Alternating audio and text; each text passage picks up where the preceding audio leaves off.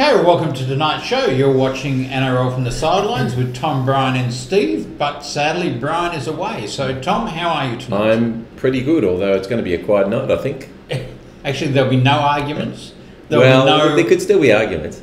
Yeah, okay, there could be. But, there'll be no throwing things at anything? There's no toys out of the cot tonight. No. But the one thing that I think is noteworthy is that I believe that this is the first ever radio or a video show that Brian has missed that we've run. If we've had a show, Brian has always been the constant in this program. Really? I believe this is the first time. I thought he missed one earlier in the year. Well, it wouldn't be much. It'd be one or two. Okay. Well, we miss you, Brian, and look forward to seeing you back next week. So yeah, safe travelling. He's travelling around with his job. So He is. Yeah. We all still have to have a job to pay for our lifestyles. Like this. Yeah, exactly. Yeah, this is not a full-time gig. Okay, you could make it a full-time gig, though, with the sponsorship. Yeah, look, add another 50, 60,000 viewers onto it. Yeah, exactly. Okay, so we're going to have a chat about... There's no NRL this weekend. No. So we're going to have a chat about the international round, and then we can have a talk about Origin. About Origin, which was a great game. Exciting game. And you went. Game. I did. Yeah, last moment I got offered a ticket, which was a real bonus. Okay. I noticed you didn't think of your friends and those. There was one ticket. You could have sacrificed one ticket. And then we'll talk about next week's round of NRL. So we're back into the NRL. Yes. Okay. So let's have a talk about Friday night's game, the State of Origin ladies, women's. Women's State of Origin. Yep. Where New South Wales beat Queensland 16-10, and I've got to say, I used to play football years and years ago. Yep. And some of these women hit harder than some of the guys I used to play with. Honestly, it was a great game. Yeah, I mean, some of them were. Well, I suppose the word monsters is probably not a good word when you're referring to women, but they were big, solid women, and they hit hard, and they were very skillful. I mean. Even the commentators were saying that the skill level from them watching for many years, the skill level has just reached enormous heights now, and it was an incredibly entertaining game. There was no love lost between the two teams. No, there certainly wasn't. But skill. Yeah, I mean, I think Kelly. I'm sorry I didn't get her first name. But Kelly was one of the centres who scored 2 tries. Yep. She's amazing skill and probably the one that impressed me most was their captain, the halfback, Studden. Yep. Is her name is Studden? I apologise for not remembering their names. No, it is. And I remember in the press conference, she said that she actually got sacked from her job because she made this a priority. Right. And that's really something, So but that's a little bit slack for a employer to sack her for that sort of thing. I mean. Well, she said that this had been happening over a couple of years where she kept taking time off. So she said, look, I get it. I need to take time off, and I made the decision that, I've got to put this first. And so, what I was hoping when I saw the press conference and saw that happen was that I just hope that some people will get on board, some sponsors will get on board and say, look, you girls, deserve to spend your time training. Yeah. And deserve to make some kind of living out of this, even if it's a part-time living. Yeah.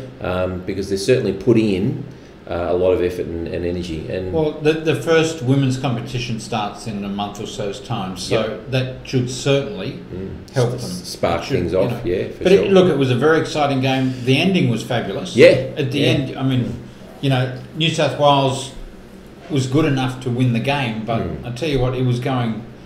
It could have been anybody's game. Yeah. Look, there's some standards, and they again, because I was unfamiliar with some of the players and some of their reputations. They were saying, she's a Jillaroo, and she's been playing Tasha Gale and all that sort of thing, and very impressive when they talk about their CVs and how and you look at how they play and you think, I can see all that experience. I was going to say something about that, but it'll probably come back to me. All right, come back.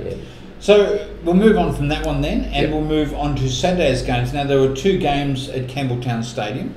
The first one was Papua New Guinea against Fiji, where New Guinea won 26-14, and I've got to say I was really surprised by the result.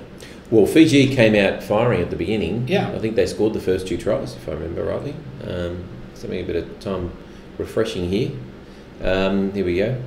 Yeah, so... I think pretty sure the first 2 tries were scored by Fiji, and I thought this is going to be a walkover. But PNG just dug in, and I think they showed that experience from the PNG Hunters, because a large slice of the PNG Hunters play for Papua New Guinea, for their national team. But they were just very solid. I mean, I think they just out-muscled the Fijian team. I mean, I think you look at them, the Fijian team is very fast, very lean. The PNG team is much more solid, bigger hits, that sort of thing. And in the end, that power game won over the other. And as you see with all internationals, I mean, the emotion was there. Oh yeah. You know, players like Kevin Nagama and those guys. I mean, the emotion that they play with when they put on that jersey. Oh yeah, when they do the prayer and when they sing the national anthem, and it's just wonderful. It's great for the game of rugby league, honestly, to have that kind of passion, because I think it's very easy at times to get cynical about the whole money side of things. And let's face it, it's all about money. In the end, TV rights, money. But to actually be able to see somebody put on their national jumper and give their all was really, really great to watch. And the atmosphere of the crowds. I mean, geez, the flags, Tonga and Samoa flags, and the Fiji flags, and the Kumul flags, just fantastic. Just the support that they have, passionate supporters. Yeah, and look, as I said, I'm surprised by the result, because I thought Fiji had the better team. So I'm very surprised by the result. But no, look, good luck to Papua New Guinea. I think they did extremely well. And the next game at Campbelltown Stadium was the blockbuster. The blockbuster, the one that really brings out the emotion, and the crowd goes wild. This one, Samoa and Tonga, where Tonga won 38-22. And I tell you what, at half-time, I thought this was going to be an absolute walkover. Well, credit to Samoa. They came back in the second half, because it was something like 36-6, I think, at halftime, or something ridiculous. It was a big score. It was high. So Samoa came out firing in the second half and put on some points.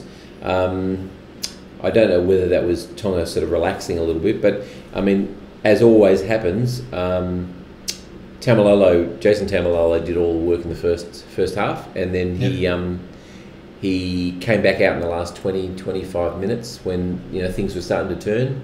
The Samoans were starting to put a few points on, and he just came out and did what he does. You probably remember there was a point where he got the ball. The play was broken up. There wasn't much happening. They passed the ball to him. He stepped. He had this enormous step on somebody, and then he reached around and passed the ball to somebody who scored.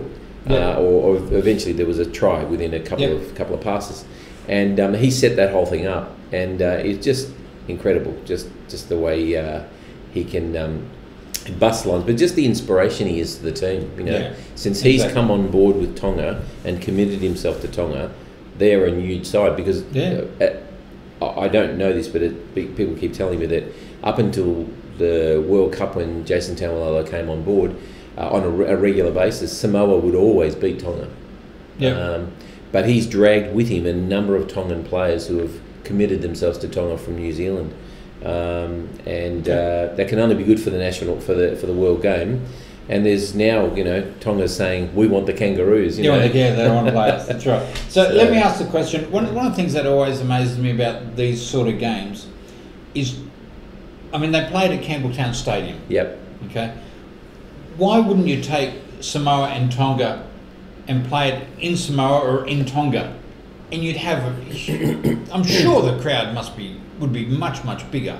I think the problem is getting the TV to travel over there and show it. I think that's the problem. Well, it's a shame, because if you're going to grow the game, it's one thing to grow it here, but you're not going to really grow it in Tonga or Samoa if you're not going to take the games there. And I'd really encourage the NRL to consider that take take these games to where they want to grow the game.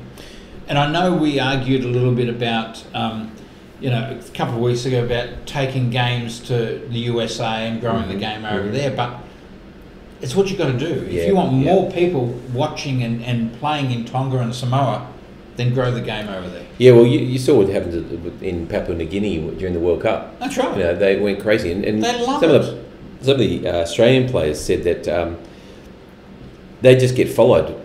Yeah. Followed the whole time. Everywhere they went, they just got followed by... because, of course, Papua New Guinea, its national game is rugby league. And again, you'd play Papua New Guinea and Fiji in either Papua New Guinea or Fiji, and again, you'd get a significant... And I think it's infrastructure. I think in the end, it's infrastructure. Sure. Getting the TV stations to go over there. If the NRL put their foot down and said, we're playing them in there, what's the interest? Then they would find out. But the advertising wouldn't be any different. No. Because you'd still be playing it back here anyway. No, that's right. Yeah. Okay, let's move on from there and let's talk about Mile High Stadium in Denver, where England played New Zealand, and England run out winners 36-18.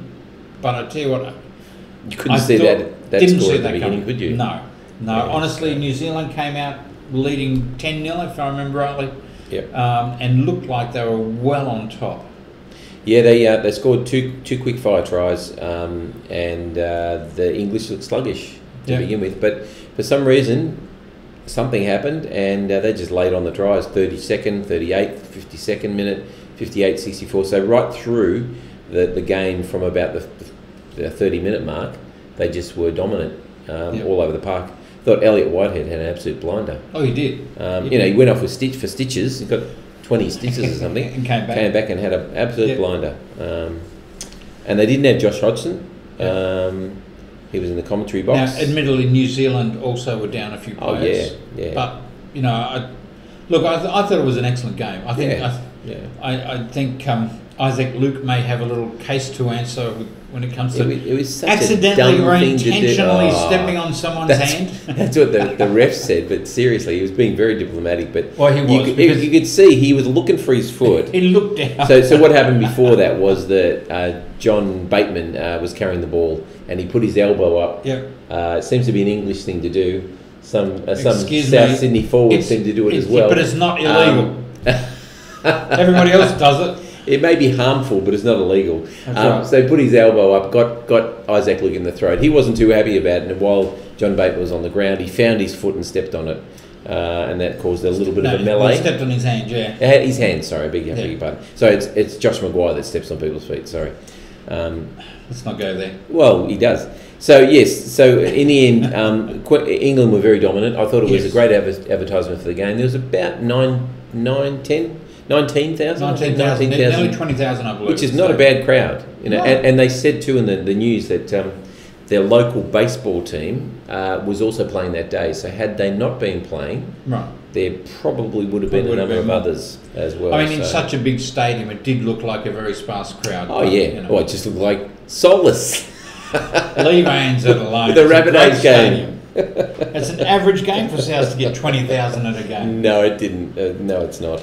It was great. But no, look, I thought it was a classic game. I know they're going to take it back for the next couple of years, and I think they should. I think that's great. I think it's well worthwhile. Well, considering what happened the last two times we took games to America, and they had 20 years in between, because it was a big flop. Yeah.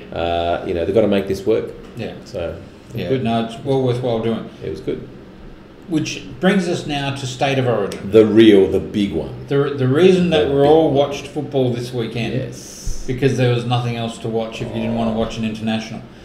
But I got to say, are you a fan of the international weekend, the standalone? Look, I'm not 100% committed, but it's growing on me. I miss club football in the middle of the season. I really do, especially because we've got a bye coming up as well. So, we went from a really good win to having a week off playing club football to coming to play one game and then we're having a bye. The Roosters. The Roosters, yeah. And so I'm not a fan of that particular setup for us particularly, but I think the rep round is a good thing because it's not squashed in them. It's going to be for the Denver players coming back to back up, but it's not squashed because those rep players get a chance to go off and play, not worrying about what's happening with their clubs. That's right. So yeah, look, it's growing on me. I think they should give it at least another year to try it out and see how it goes. Well, if Wayne Bennett has his way, we'll be doing State of Origin over a 4-week period. Yeah. Well, a full month. He had a rep month. Apparently. That's right. Yeah. So just think about the fact we haven't had it for a week and we're already in withdrawal symptoms. Yeah. There's no way I'm going to want to be able to see it a month. No, that's for sure.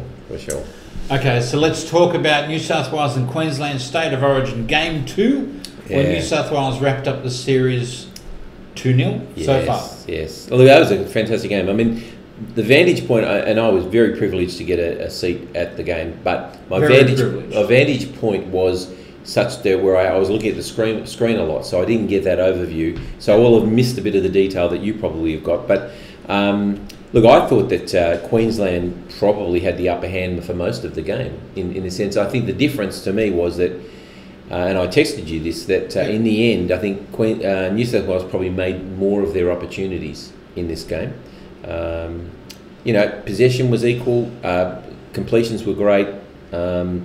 Queensland had more running metres, a lot more, only a couple of hundred more running metres. But there really wasn't a lot in the game. It came down to small things. I think New South Wales defence was extremely gritty. Something we haven't necessarily seen in the last couple of years from New South Wales is that gritty defence, that 80-minute performance. You just wait. You're waiting with 5 or 10 minutes to go. Okay, Queensland are going to do something now. It looked like they were going to do the typical Queensland, yes. But the difference was they looked that way right through the game, and yet New South Wales kept holding them out and holding them out. I felt the game fluctuated though. I don't think Queensland looked at all the way through. Right. They came in and out of the game to me. They made some very bad decisions. Oh yeah. Especially when New South Wales had 12 men. We're down to 12 men, and I think 2 or 3 times they just kicked it dead, trying to attack, and it was too hard. It was the wrong kick. It was just. I think Ben Hunt had a very disappointing game. I think he did too. I'll be surprised if he makes it to Game 3. To be honest with you. Yeah. And if he does, I don't think he'll see next year. Yeah. Well, I don't think he's looking for good for next year. But a couple of things that really impressed me was Billy Slater. And look, I'm not the biggest fan of Billy Slater, but I won't deny his talent. I think he's shown his class with Cronk, Thurston, and Smith gone. Yep. He's shown just what a great player he is. Because when you have the 4 of them together, it's easy to think, well, it's all of them, and they all play off each other. And they said about Cronk, Cronk will be nothing because he hasn't got the other 3. Yep. Well, Slater showed just what a classy player he is without the other 3. And in fact, he stepped up in their absence. He played a lot of dummy half. He did that really, really well. And then he played a lot of 6, first receiver, and distributing the ball. And I thought he was sensational, when he had those opportunities. They're a different team with him, and so this apparently is going to be his swan song this year. But geez, I reckon he could go around another year. Not that I want him to.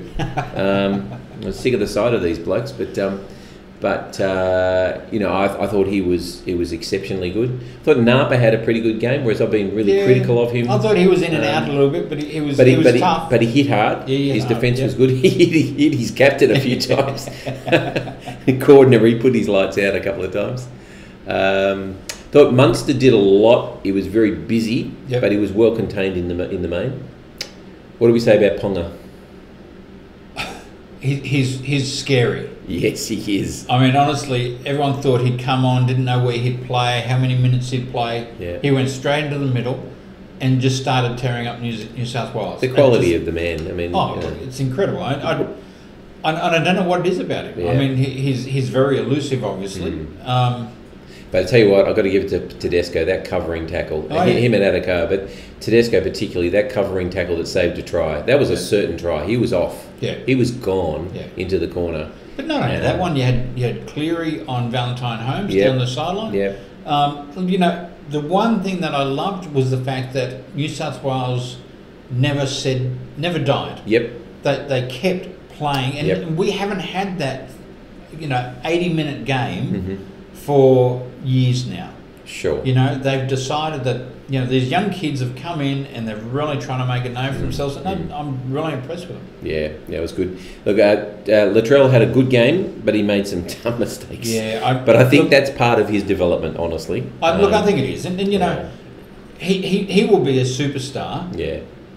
When he gets those little things out of his game, when he grows up a little bit, and that's all it is. Yeah. I mean, I just gasped when, you know, we'd had 4 sets on our line and we defended the ball and then diffused something, and I think it was the second 7 tackle set, and he took the ball up, and maybe it was a set move for Addo-Carr to break through the line. He passed it too hard, they knocked on, and they went on and scored a try. You know? That's right. And it was Will Chambers of all people, and he gave Latrell a nice look there, because there was plenty going on between those two on the night and the last 2 games. But look, there was a gutsy performance. It was fantastic. So would you make any changes for New South Wales? Game 2? Couldn't see game 3? I mean, the only person I think in question is James Roberts. I think he was very quiet, and his defence is a little bit... His defence has been a bit suspect. But I think, for a number of reasons, I don't think it would be healthy for James Roberts to be dropped. No. I think that would actually be a bad thing for James Roberts to be dropped emotionally. And I think there is an element where if you've got a team that's functioning well, you can carry a couple of people. Yep. And I think that they probably need to carry James Roberts for that reason. And that was my second reason, is, you know, I think you can afford to carry some people. And I think that, you know, they need to see the season out together. They've won the series. I think they shouldn't make any changes. I don't think anybody deserves to be changed, honestly, really, other than maybe his defence. But I think they should stick with him, and next year they can reevaluate. You know, sure. But look, and hopefully by next year he's substantially improved. Either that or you know, it's clear that he doesn't belong there. You know, one way or the other. But I think he deserves to see the series out, and you know, he could have a blinder. He couldn't have an absolute blinder. So what do you see about Game 3? New South Wales to win? Well, I think Queensland, they're capable of winning. There's no doubt about that. Yes. But Queensland improved quite a lot in substantially Sydney. Between they'll have a screaming, just quote Paul Gallen, 2-headed Queensland crowd to fire them up, and I think they will probably be that little bit better. They'll be wanting to save face from a 3-0 whitewash. So I think it's going to be tough for New South Wales, but I think they're capable. Was the penalty try a penalty try? Look, in your opinion? I am no technician, but when I first saw it, I thought, well, something's going wrong here. There's going to be something going on here. And then when I looked at the replay, I thought, well, who is going to get this ball other than Cordner? And the ball bounced up, so it was entirely possible for him to get it and score. Nobody else was going to get it. So while there was a lot of distance between the infringement and where the ball would have been scored, I think the only assumption you could have made was that had he been free to go through, he would have clearly scored that try. So I think that there was absolutely no problem with that decision. Obviously, the Queenslanders are going to say that it wasn't. I honestly, I shouldn't make personal comments about coaches, but no, you shouldn't. No, but to his credit, Greg Inglis was sitting at the press conference, and I had issue as to the way Kevin Walters handled it. But Greg Inglis, to his credit, said, what happens on the field stays on the field. If I don't agree with it, it doesn't matter. It's over now. The game's over. Too late to worry about it. Well, and Greg Inglis has played in enough of those where Queensland have snatched it from the death in some way. Sure. And you know, look, I thought it was a fair try. I thought the one thing about it, there's a lot of Queenslanders I noticed online who are now screaming about the refs were terrible. They were the worst refs on record. Honestly, I didn't think they had that bad a game. It wasn't that bad a game. You know, yes, a couple of decisions went against them, but geez, that's happened to New South Wales for the last 10 years. So, you know, what about the other infringement, the one of James Roberts when he got sin binned? No, I don't. Was there a lot of were there similarities or were they very different? No, they were very different. There were other players that were closer to the ball, whereas in the Cordner situation, that he was the only one who was anywhere near the ball. And in fact, Gavin Cooper wasn't the main person on going for that ball either. There were people around him who could have scored. Yeah, no, I didn't think that was a penalty try. Although, you know, I would have liked to have seen James Roberts just let it go, because I don't think they would have scored either, and New South Wales wouldn't have then been down to. It was a dumb move. Yeah, and Hunt said that Cordner ran into him.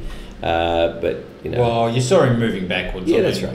And we see it all the time where players, and I saw that in with a lot of the bombs. I was blowing up a couple of times because I know you're allowed to hold your line when there's a bomb going up. Yep. And what's it called? Is it escorting? Escorting. Yeah. And there were a couple there which I thought were marginal at best, and they should have been penalised, but they weren't given. No. Yeah, which is very frustrating. Anyway, but look, it was a gutsy performance when we got to 18-14. I was glad that he missed Valentine Holmes missed that conversion because then a penalty goal would have squared it up. Exactly. That 4-point buffer was just enough, obviously, and it limited their options. It had to be try or nothing, and now, it was good. Nobody won our competition. Did they? Nobody picked the man of the match. Nobody picked the man of the match. And the man of the match was Cordner, wasn't it? Yeah, Boyd Cordner was man of the match on Channel 9. Nobody's picked, so we'll have to have the ugly mug for the next one. Yep. Okay, yep, for sure. So what are we going to do for the next one? Maybe we should have Brian here to make these decisions. Yeah, okay. We'll wait for Brian to come. Otherwise, he'll be blowing up like a toad if we make a decision without him. It's been very quiet tonight. It's actually quite efficient. We're moving along quite well. There's something missing. There's something definitely missing here. There's some noise in the background, some white noise. Well, he's not going to notice this because he doesn't watch the show anyway. So he'll watch this one. He better. He'll watch this one because he'll think that we're being cruel to him, and we're not. Yeah, and we're going to be even crueler to you now, probably. So. And I haven't even put a doll out here of him or anything. I've been very. We should have taken his photo and made a cardboard cutout for him. Yeah. If he misses again, we will. Okay, let's move on to round 16 of the state. I just wanted to bring something up. I mean, there's probably a lot of things we could talk about, but one thing I read in the news today on I don't know where it was. I read it. It was on my phone. Bringing up again about this issue about John Sutton. Oh, yes, John Sutton is about to play his 298th game, so he's going to have 300 games this season. He will be the first in 110 years of the South Sydney Rabbitohs, the very first person to ever play 300 games, and at the same club for that matter. I think that's an incredible achievement and something that should be seriously marked. No doubt South Sydney will mark this in some way, but we had Thurston and Smith, who hadn't even finished their careers. Thurston's finishing this year, but Smith's, who knows? Yeah. And they got a testimonial where they're able to reap the benefits of that. And I think that, and you'd have to say they least need it amongst other players. I think John Sutton has been an ornament to South Sydney and to the game. And I think it's a travesty that he doesn't get the opportunity to have that. Now, apparently there are rules about the fact that he hasn't represented state or country, and that's a prerequisite, but I think that's a dumb idea, honestly. Well, to be honest with you, those rules were set up when they set up the testimonials for Thurston and Smith. Right. These haven't been rules that have been passed down. It's because they decided to have testimonials, so they thought, let's put in rules in place, and so that's what they did. But I mean, the NRL, and you know how we think we're biased about South Sydney, but the NRL makes a big deal about the pride of the league. This would be a perfect opportunity to say, well, South Sydney, a foundation club, is about to have its first 300 game player. Surely they would want to promote that, and I would be, as a Rooster supporter, I would be absolutely behind. Sure. Supporting John Sutton because I think he's been fantastic, and this year he's been superb. Yeah. So look, I agree with you. I think every player from every club who does 300 games and only played with one club, yes, why not? Because the testimonial shouldn't be rugby league putting on a testimonial from the clubs want to do it. Yeah, of course. And honestly, did you? And it's all about the salary cap, isn't it? That's right. They're not allowed to give them the money because of the salary. So give it to charity, but look, I think it's a dumb decision. I didn't watch the testimonial for the game for Thurston and Smith, and I'll guarantee most other, if you're not a Melbourne or North Queensland supporter, you didn't either. Yeah. So why does it matter? Give it to South. Give it to those who look. It'll only be one or two from each club anyway. Let them do it. Yeah. Anyway, I just thought that was noteworthy, and I think if you go onto the NRL from the Sidelines Facebook site, you should make a comment about that because I think all football fans should support John Sutton in that. So let's go on. Let's go on to our Facebook page, NRL from the Sidelines, and make a comment about whether you think John Sutton or players of that ilk. You know, you played 300 for your club. You've been at the club alone. You haven't played any other clubs. Go and make a message and let me know whether you agree with that or not, with what Tom's saying. Yep. All right, let's move on to round 16 of the NRL, Tom, and which kicks off on Thursday night with St George against Parramatta at Wynn Stadium. This could be a very quick conversation because there's only going to be one result here. Yeah. Well, interestingly, it's a very, very short turnaround because they're going to leave. They would have left Denver yesterday. Yes. Sunday. Now I don't understand how this works. They're going to lose time one way or the other. Yes, they're going to be forward a day. So they left on Sunday. They'll be arriving Tuesday in Sydney.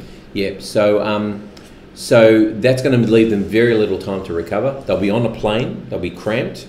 And I don't know how many of them are going to be able to back up. Well, I wouldn't be surprised. But you're only talking are you talking about just St George, or are you talking about everybody? Well, St George. Well, I was still going to be the other teams as well, but this game particularly because it's on a Thursday. It's I wouldn't be surprised if St George have gone in and bought business class seats, or if the NRL has done it, because you're right, they're going to be pretty cramped. Well, you got Widdup, you've got Graham, you've got Armour from the New Zealand team. He plays for St George. I'm not sure who else, but you know that's it. So really, while I imagine it should be a Dragons lay down misère, if they decide to play, there could be fatigue, there could be who knows. Look, the only thing in their advantage is that when you're leaving LA, you leave usually late at night, 11:30, something like that in the evening, and you arrive in Sydney 6:30, 7 o'clock the morning 2 days later.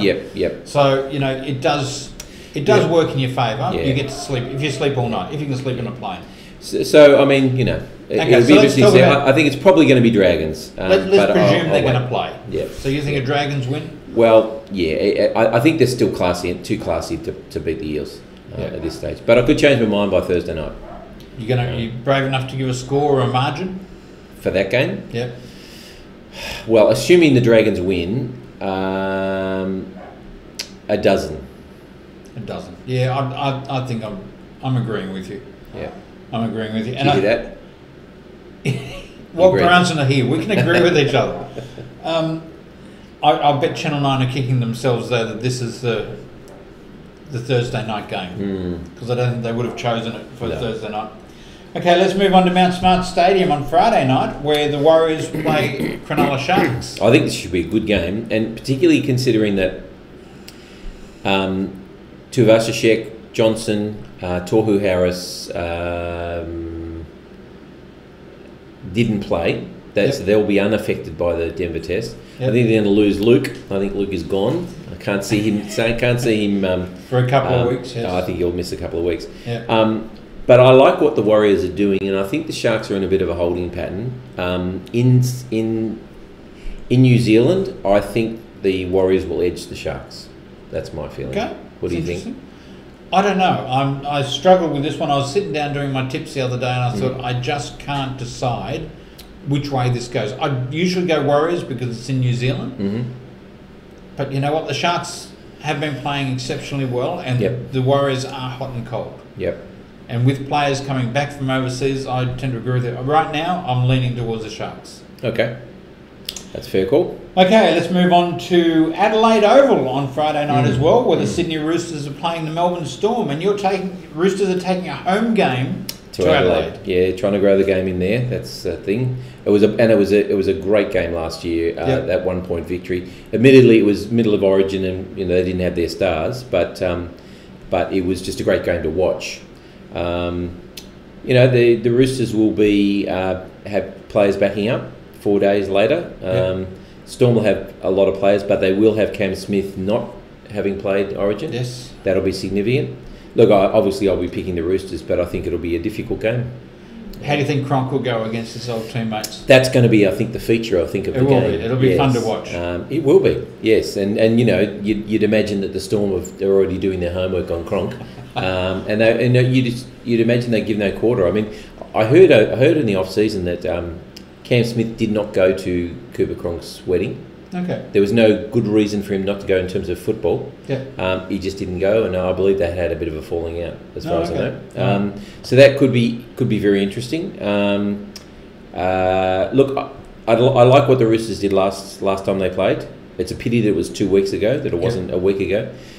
If we can show that same kind of defensive commitment and that attacking flair, then I think we should win. Okay. Now I've got to say I'm leaning towards Melbourne in this one. I just think predictable. No. But don't forget, while it's a home game for you, you're playing in Adelaide. Yes. So no, I'm actually leaning towards. I think if you were picking Storm, you'd probably pick it on the basis of the fact that Smith is unaffected by Origin. Yeah. I think that's a big thing, and they had a few Storm had a few players in Queensland. They had Chambers and Cameron Munster. Yep. They had Slater. They had a few of them. Just depends on how they pull up, but it's 4 days, so it's a pretty reasonable 5 days. It's a pretty reasonable sort of amount of time to recover. Okay, on a Saturday afternoon, we had Panthers Stadium. We have Penrith against the Manly Sea Eagles. Brian. The Panthers will be hurting after the shellacking that we gave them last time. The shellacking? Oh, we gave them an absolute shellacking last time. Do you want me to remind you of the score? No, I don't think. I think if I remember, it was a lot. 32 to 6. Yeah. 32 to 6. Where those 2 points matter. Oh, of course. 32 to 6. So after the shellacking that we gave the Panthers, they will be hurting. They're at home, and I can see nothing else but pain for the Sea Eagles, I'm afraid. I got to agree with you. At Penrith Stadium, I got to. Yeah, listen, they could lap Manly. They could absolutely lap them. I remember I watched Rocky 3 the other day, and they were talking to the challenger that he fights, in the last game, and says, "So what's your prediction for this fight?" And he looks in the camera and he goes, "Pain."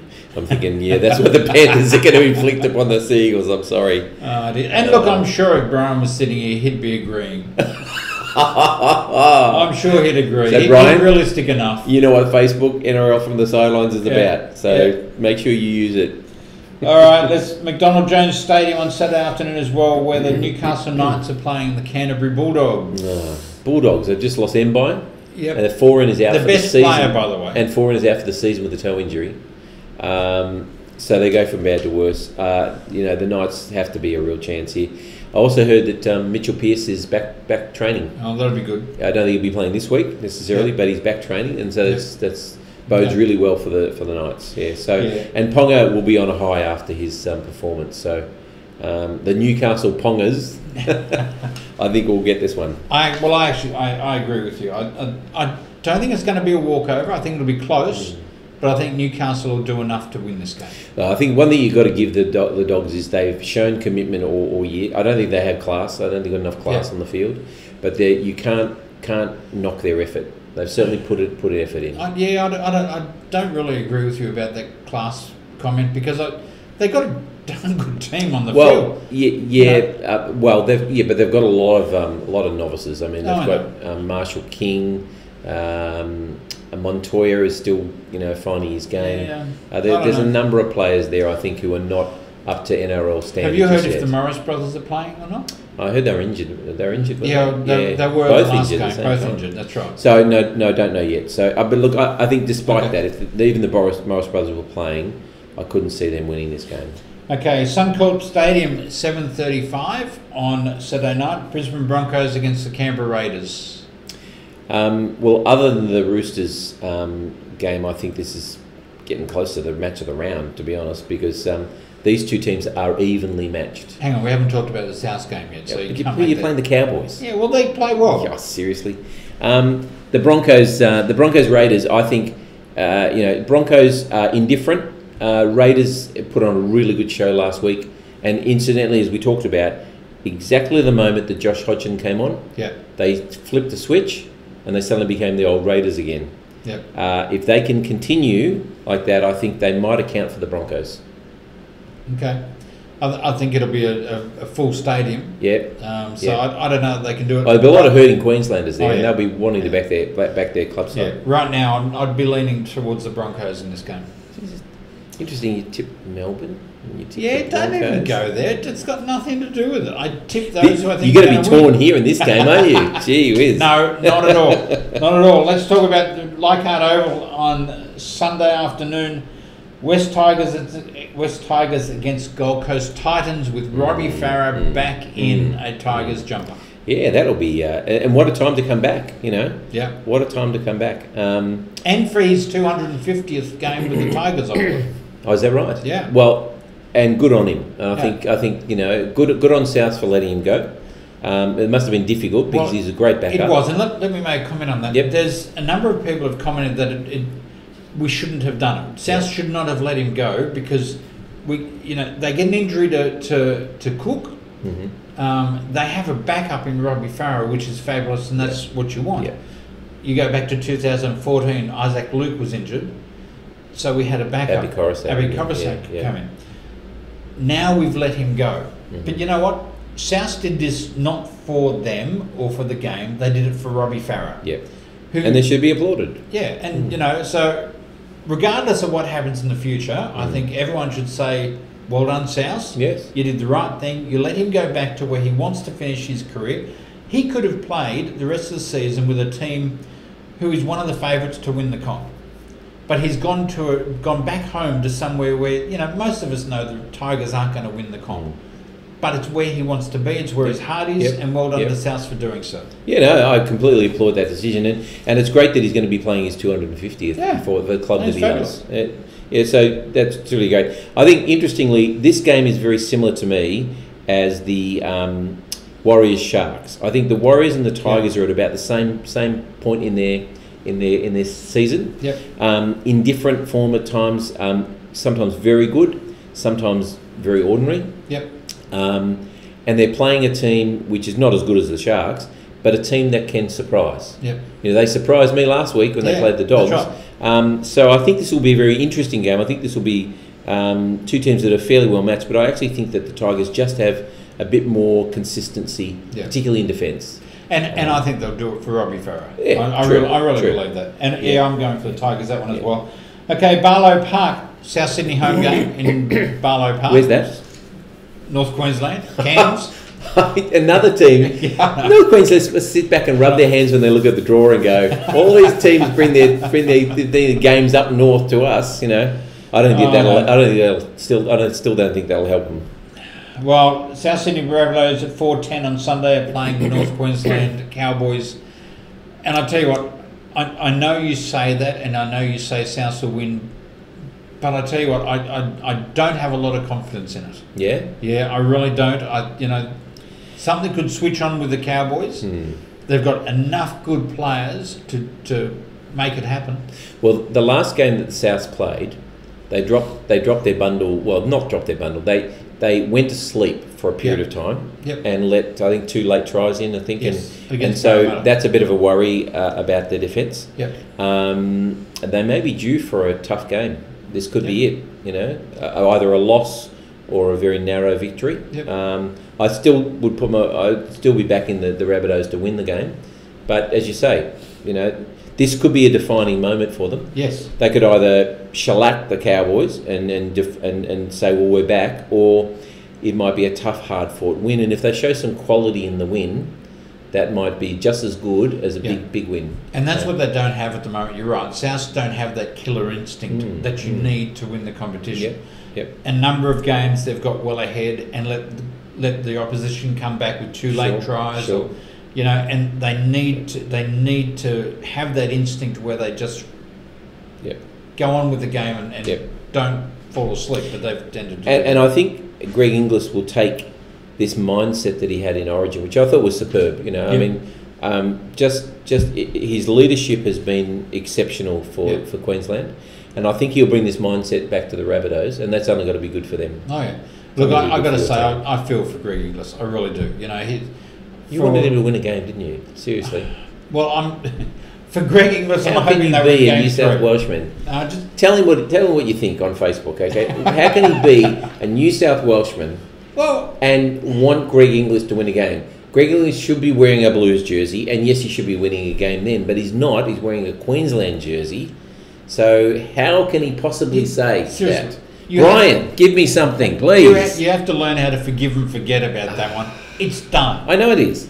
For 10 years, he's been part of this Queensland team. Now all the big names have gone and left him and Slater alone. Yeah. And so why is that a justification for why he should win a game? Well, why should we lay down and just let him win? No, I don't want to lay down. I just think he should win a game. But I've got to say that he's been very impressive in his leadership. He has. And I think that bodes well for the Rabbitohs. I think I was concerned last year and the year before. I thought that he was too passive as a leader. I thought Sam Burgess was going to be a better leader. Yep. And Sam Burgess leads with his actions. But I think this is a new Greg Inglis. I think he's confident. His knees better. He's not timid. I think before he was perhaps a little bit uncertain about the whole Goanna thing, which I can't stand. But that whole Goanna thing is typical. And yet you like Latrell Mitchell's... Oh, I love it. Yeah, exactly. Yeah, go on. Yeah. I think it's the tongue out, the whole sort of tongue out thing with the Goanna. Anyway, the point is that when you were winning the premiership, he was full of confidence, he was fit, he was full of bluster. Then he went through that period of time where he got injured, and he withdrew, I think, because he felt it was inappropriate to try and match those two things, because he could falter at any moment. But now he's got that back. He's got that aggro back, he's got that confidence, that leadership, and look, we're seeing the best of Greg Inglis at the moment. And it's great to see him running around without bandages on his knees. Sure. I never want South Sydney to get above the Roosters. I would never wish harm on any player, and Greg Inglis is an ornament to the game, so good on him. Yeah. Okay, so if anyone's interested, go on. Well, not if you're interested, they should. Well, if you're watching this, you must be interested. That's right. Go onto our Facebook page and tell us who you think your tips are for this weekend. I'll be interested to see them. And so we are going to wrap up the show. Do you have anything you want to end with? No. Just want to thank our loyal listeners. There's many of you who watch regularly. Watchers, sorry. Yeah. Sally, Janelle, Brad, a few of you, Barry, Aiden. Hayden. Oh, this fella that won the... Yeah, Aiden. So have you got out his prize yet? No, he hasn't contacted me yet, but I've got it there ready for him when he does. Okay. So yes, thank you for watching and being loyal, and we appreciate that. And please make sure you tell your friends, because we love doing this, and we do it probably anyway. But we'd like to know that you're out there listening, and especially making comments. If you think we're an idiot and we say the wrong thing, that's fine. Tell us. But also, if you've got something you want to say that will enlighten us, then great, do it. We'd love to hear from you. Okay, and next week hopefully Brian will be back. Yes, because I think we're a trio, and we work best as a trio. Okay, thank you all for watching. I hope you have a great week, and we'll do it all again next week. Yes. Bye bye. See ya.